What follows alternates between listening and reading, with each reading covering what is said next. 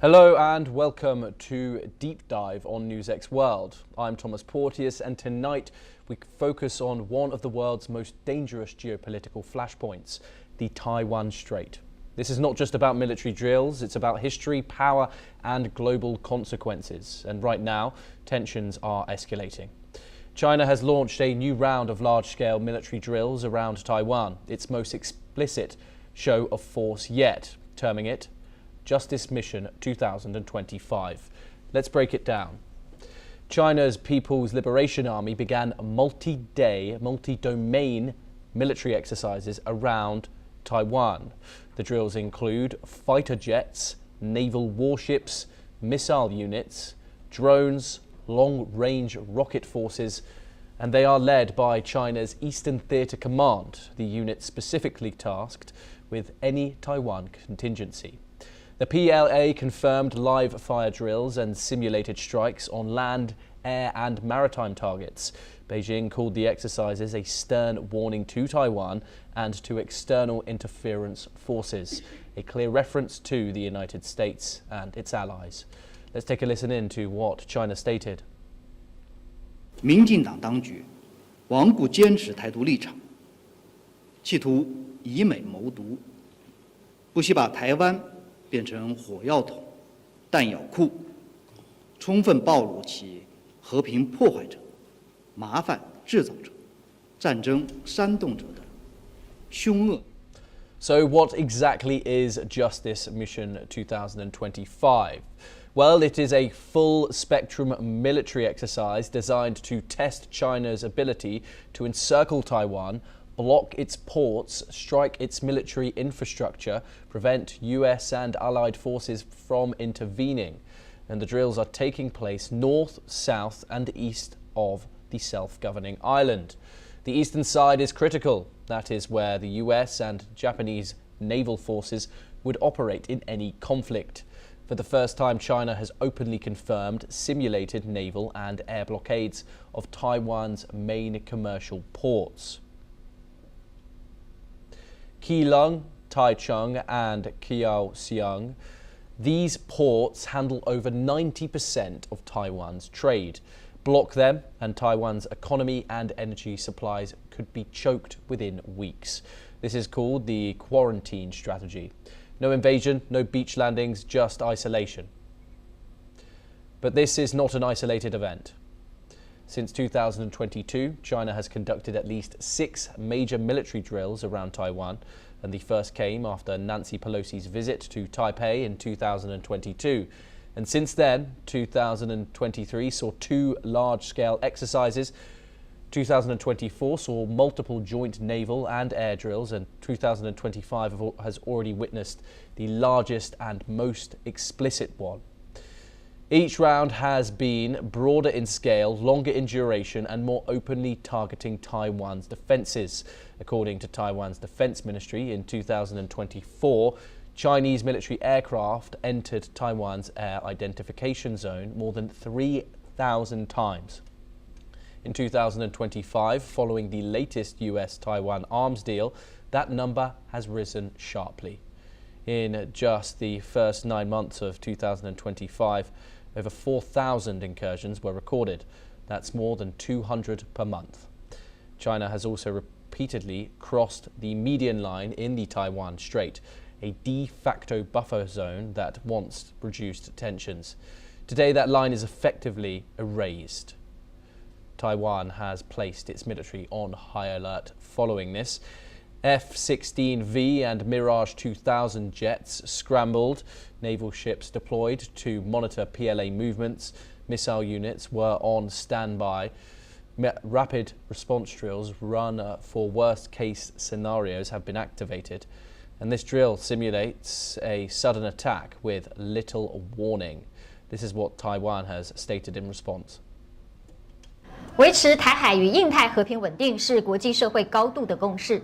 中国解放军在我国周边实施针对性的军事演习，不仅粗暴破坏了台海以及印太区域的安全稳定现状，更是对国际法与国际秩序的公然挑战。对于中国当局无视国际规范，以军事恫吓手段威胁周边国家，我国表达严厉的谴责。有关中国单边挑衅的动态，国军以及国安单位都有事先而且全面性的掌握，做好了万全准备，可以确保国家及国人安全无虞，请国人可以安心。This escalation comes just days after a major decision in Washington. The United States approved an $11.1 billion arms package for Taiwan, the largest ever. It includes HIMARS rocket systems, long-range missiles, drones, air defense systems, and Washington says the goal is deterrence. China calls it a red line. Beijing responded with sanctions on US defense companies and warnings against foreign intervention. To understand why this matters, we need historical context. The China-Taiwan divide dates back to 1949, and after the Chinese Civil War, the communists took control of mainland China and the nationalists fled to Taiwan. Beijing claims Taiwan as part of China, but Taiwan operates as a self-governing democracy. Most countries follow a one China policy but do not recognize Beijing's sovereignty over the island. In 1979, the United States switched diplomatic recognition to Beijing but passed the Taiwan Relations Act, committing to arm Taiwan for self-defense. This policy is called strategic ambiguity, and today that ambiguity is under strain. Chinese President Xi Jinping has linked Taiwan's reunification to China's national rejuvenation. The PLA has been ordered to be ready for a Taiwan contingency by the year of 2027. Not a deadline, but a capability goal.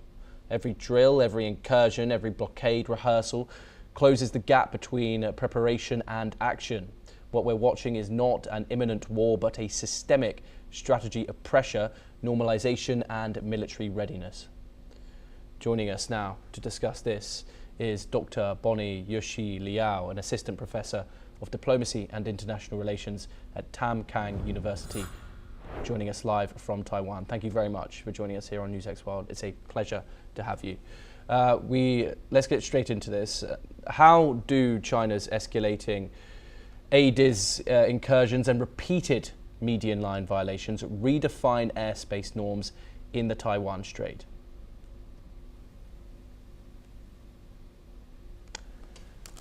Apology. I think you have your mute on. Apologies. Okay. Yes, we can hear you loud and clear. Right. China is not just challenging Taiwan militarily, it's trying to redefine what normal looks like in Taiwan Strait. And ADIS is not sovereign airspace, but repeated Chinese incursions and median line crossings are politically meaningful. Beijing is using repetition to erase the idea that there is any functional boundary in the strait. This works on three levels. Operationally, it forces Taiwan to constantly scramble and respond, increasing strain and fatigue. Strategically, it normalizes high-risk behavior in crowded airspace, raising the chance of accidents or miscalculation. And narratively, China can later point to this new normal and claim that the airspace has always been uncontested. This is gray zone strategy at its core, to change behavior first, argue legality later, and that's what makes it destabilizing, because norms are being shifted without formal rules, while crisis response time keeps shrinking. So this isn't about airspace control today. It's about redefining what counts as normal tomorrow. Yes, and to what extent can Taiwan's asymmetric rapid response drills and HIMARS deployment realistically deter a full-scale PLA blockade of Keelung and Kaohsiung ports? They raise the cost of a blockade, but they don't make one impossible. And PLA blockade would not be a simple naval operation. It would combine air power, missiles, cyber pressure, legal coercion on shipping, and psychologically warfare. Again, against that, Taiwan's asymmetrical rapid response drills and systems like the HIMARS serve a very specific deterrent function. They increase uncertainty for Beijing. Like mobile survival forces make it harder for the PLA to neutralize Taiwan quickly or cleanly. And precision strike capabilities also signal that coercion would come with real operational risks, not just political costs. But deterrence against blockade is systematic, not platform-based. It depends on intelligence, air and missile defense, sea denial, port redundancy, and civil resilience. So HIMARS contributes to that system. It doesn't replace it. So asymmetric forces don't guarantee victory. They make coercion unpredictable and costly. Indeed. And how does the US's $11.1 billion arms package, including these long-range missiles and drones, alter the strategic calculus for Beijing in pressuring Taiwan? It makes pressure campaigns harder to control and harder to keep limit. The size and composition of the package matter less than what it signals. Long-range missiles, drones, and survival systems increase Taiwan's ability to absorb pressure and respond under stress. For Beijing, this complicates escalation management. Coercive options like blockade or quarantine rely on control over timing, intensity, and political messaging. Better Taiwanese capabilities raise the risk that pressure spirals instead of stay contained. The package also signals continued U.S. investment in Taiwan's resistance capacity. That doesn't mean a blank check, but it does mean Beijing has to factor in allied reactions and longer timelines, not just a short, sharp coercion campaign. So the arms package raises the price of pressure, not by provoking war, but by reducing Beijing's confidence in control. Indeed, and US President Donald Trump and Chinese President Xi Jinping actually met back in October. They signaled a new dawn for a US-China relationship. Do you think there is a possibility of US-China cooperation? If yes, how will these drills affect them? Limited cooperation is possible, but Taiwan is where cooperation hits its ceiling. The Trump-Xi meeting signaled stabilization, not a reconciliation. So cooperation is possible on transactional issues like trade guardrails, law enforcement, crisis communication, where interests overlap. Taiwan, however, is different. For Beijing, it's framed as a sovereignty issue. For Washington, it's tied to credibility, alliances, and regional order.